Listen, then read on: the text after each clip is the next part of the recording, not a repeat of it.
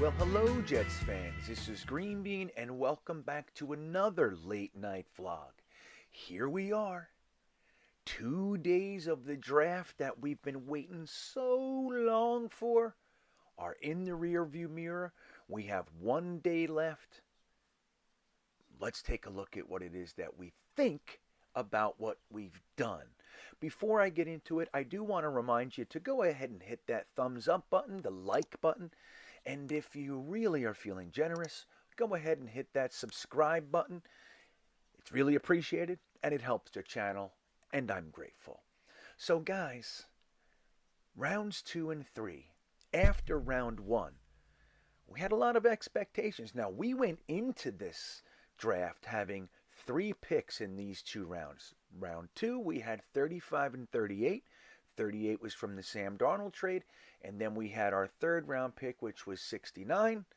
And we were all making plans on how we were going to use it. Now, last night in the 1st round, we chose to take pick 35, couple that with pick 69, and pick 163, give that to the Tennessee Titans for pick 26 and pick 101. What did we do? We went and we got Jermaine Johnson. Very good move. There's no good reason why Jermaine Johnson slid all that way. Hey, what do we talk about before the draft? Great players slide every single year. It's not necessarily a knock when guys slide down further than you thought they would. It happens every year. So Jermaine Johnson was a player that the Jets were trying to trade up for since pick 15. He was a top 8 player on their board, top 10 player on Kuiper's board, top 9 player on Daniel Jeremiah's board. They wanted him. They wanted to address their edge. From Salah's mouth, he says Jermaine Johnson is the perfect player for his system. They wanted him. They were trying aggressively to get him from pick 15, 16, 17, 18, 19, all the way down to 26th. They get the deal done, and they take him. And that leaves us with pick 38 and 101. So 38 in the 2nd round and 101 from the Titans trade, which was previously the Eagles, which was previously the Saints or something like that. Crazy pick, this 101. It's been around. So we now have the 38th, which is the pick that we got in the Sam Darnold trade. Interesting. And we're sitting there.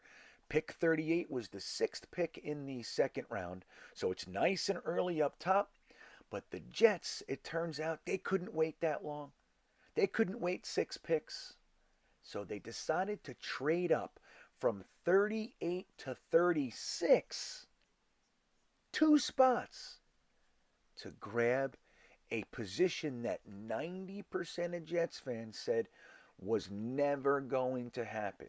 Joe Douglas, Robert Saleh, all the regimes they've ever come from do not value running backs higher than the 3rd round, usually the 4th, 5th, and 6th round. So all Jets fans said, there's no way we're going to take a running back in the 2nd.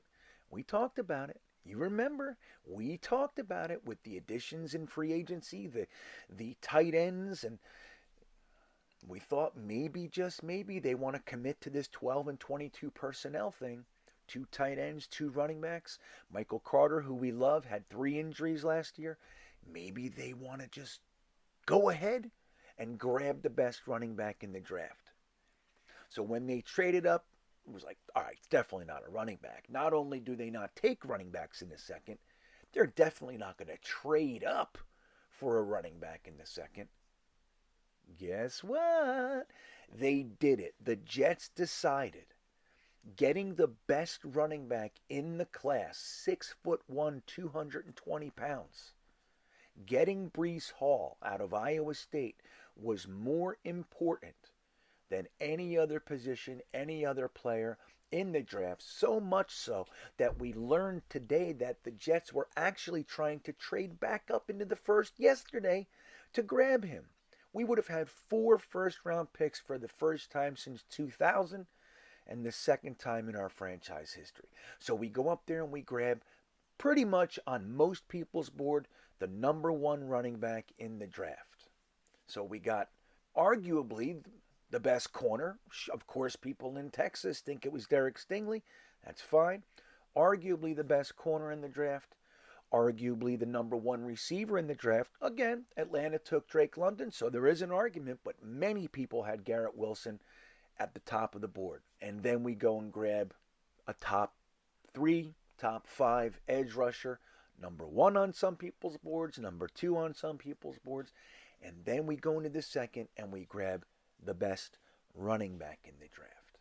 Now, to get up there, we gave them pick 146, which, if you're interested in the trade value, the Giants pick, which was who we traded with, was pick 36. That's valued at 540 points. The Jets pick 38 is 520 points. You take 146, which is 31.4 points. The Jets paid 551.4 for the Giants 540. So we overpaid by 11.4 points, which is quite literally the value of pick 238 in the NFL draft. Not too shabbaroon to get the number one running back in the draft. Now look, a lot of Jets fans are saying, I can't believe that they did this. N'Kobe Dean was there. All kinds of guys were there, obviously. They wanted a position of greater value, maybe, right? There's arguments for all of it. But the way to look at this from my vantage point is you look at what the Jets are trying to do. Last year, the first quarter of the season, Mike LaFleur tried to shoehorn a 12 and 22 personnel onto the field with this team. Problem is we didn't have the personnel for it. Guys like Trayvon Wesco at fullback, it wasn't working. Guys like Ryan Griffin, Tyler Croft, Daniel Brown to be the two tight end package, it wasn't working. You throw Michael Carter and Ty Johnson out there, it wasn't working. Midway through the season, they had to switch over to 11 personnel by necessity. They had to do it. That's where the personnel was. That's where the strengths were. We had more wide receivers than we had able-bodied tight ends and running backs. So clearly they wanted to do that. So you see by free agency, they already brought in two tight ends to go with a Pro Bowl guard. Shore up the offensive line, bring on two blocking and receiving tight ends. Why? It's time to give Zach Wilson his outlets, his protection. Now they want the running backs. They want to commit to this scheme. If you're going to try to commit to this scheme, making sure that we get the exact players that we want, the best possible options for what we want to do. Doesn't that seem like a great plan? Now, I'm with you. We could have totally got another position, and maybe we could have got Isaiah Spiller or Kenneth Walker Jr. later. Anybody. We could have done that later. But they wanted the number one running back in the draft. 6'1", 220 pounds. Let me give you his numbers real quick. In 2019, he had 857 yards on the ground and 9 touchdowns. He had 23 receptions for 25 yards and 1 touchdown. So in total, he had 10 touchdowns his first year. 2020, he gets 1,572 yards on the ground. 21 touchdowns. To go with that, he had 23 receptions for $180 and 2 more touchdowns, totaling 23 touchdowns. 2021, he rushes for 1,472 yards with 20 touchdowns. 36 receptions for 303 yards and 3 more touchdowns. Total of 23 touchdowns. The guy scored a total of 56 touchdowns in his 3 years in college. 56 touchdowns. That's insanity. So they wanted him. They brought him on. And I have to say I respect it. Again, I was surprised. Not unhappy. We did talk about it. I could see it, but I was surprised that they actually did it. But it's such an incredible positive to bring on a playmaker like this for Zach Wilson, especially after grabbing Garrett Wilson the day before in the first round at pick 10. You want to talk about giving Zach Wilson every possible chance to succeed? The protection, the tight ends. We got Elijah Moore. We got Corey Davis. We re-signed Braxton Berrios. We bring on Garrett Wilson and Breece Hall, Michael Carter. We still have Denzel Mims, Kenny Yeboah.